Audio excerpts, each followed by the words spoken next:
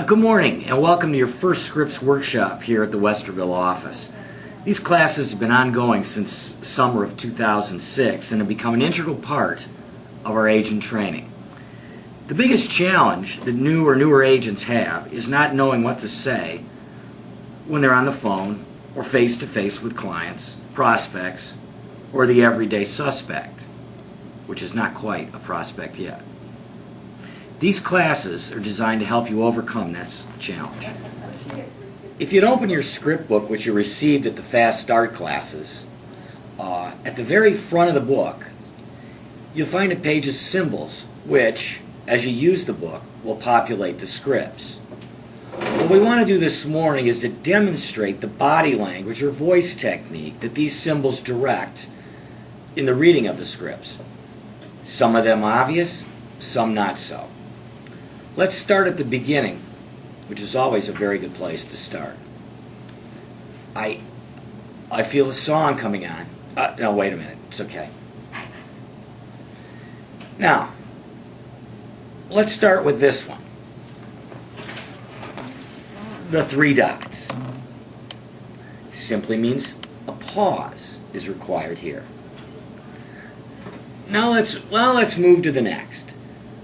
The double underline, which stands for embedded command. That means that your voice has to reflect emphasis. An example is, another agent said they could get more. another agent said they get more for my property. An agent that will list your property overpriced assumes they can take the listing and then start beating you up week after week after week on the price. That's not what you want, is it, Carol? The single underline means that there is a physical motion, like a karate chop, for emphasis. Remember, 55% of conversation is absorbed through body language.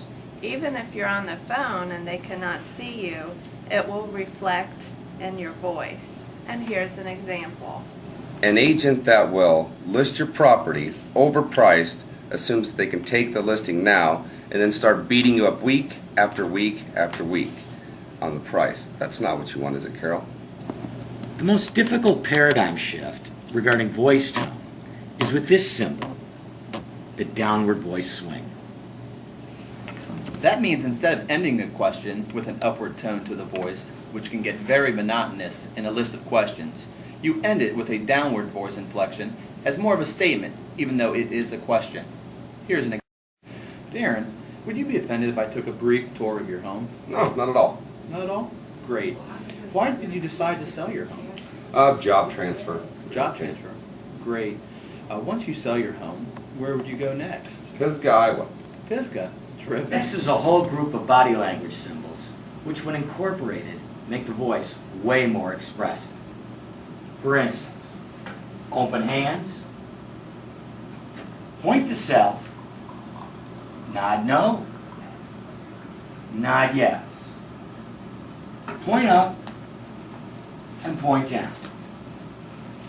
And always remember to smile. They can hear it in your voice, even if they can't see it. And now the most difficult of the commands to master is the parentheses. This means that you will partially repeat whatever answer they give you with either affirmation or concern in your voice, whichever suits the situation. Here's an example. Darren, when do you plan on interviewing the right agent for the job of selling your home?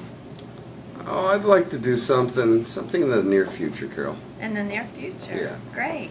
How soon do you want to be there? Brian, I'd like to be there yesterday. Yesterday. Ouch.